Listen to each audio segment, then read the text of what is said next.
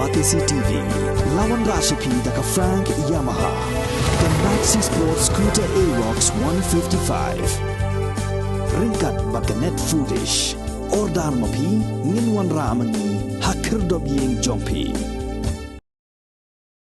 Ka seng kongres kalarai bani khunbek marway hake election shaka ying dorba thawan kaban salong haus nem arajar apulai ha meghalia klem ka jingi tarilang bat kanu ka seng san perthai yakni la pentep du working president ka Meghalaya Pradesh Congress Committee ba pensngan NCM ha ka jingi krem bigla pathai kubor ha ka pratri no pra arajar apuar ha ka jugo por lo ongru ba ka seng kongres kan sa sheme karai bani tarilang bat kiwe pat ki seng san perthai on the lakot ka election.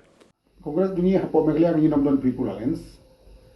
Tenre ya alliance yang saya kira hadin ka election result. Di suatu election ni nomdon kan People Alliance. Benar-benar. Pi hadu mentang yang part diskusi kata. Dia hendak jadi syah minister tu kasonga haka manu bajok di bajok dimjet you CL kiletan uban long minister.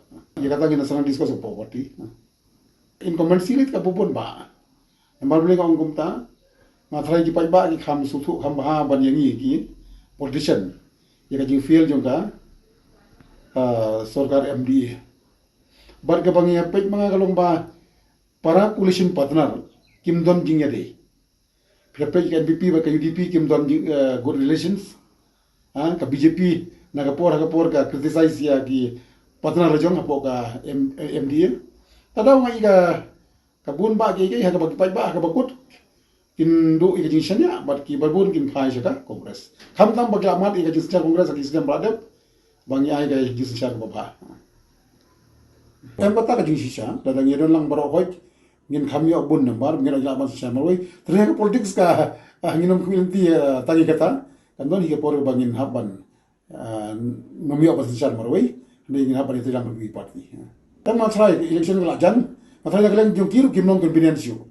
Dengan saya katakan dan juga dulu dari saya tanda ada election ban lah ni kerana dia nak bentar parti lang parti itu. Di ketemu ada bentang sansa put, desa kata nak put lagi di bagian haban finalize.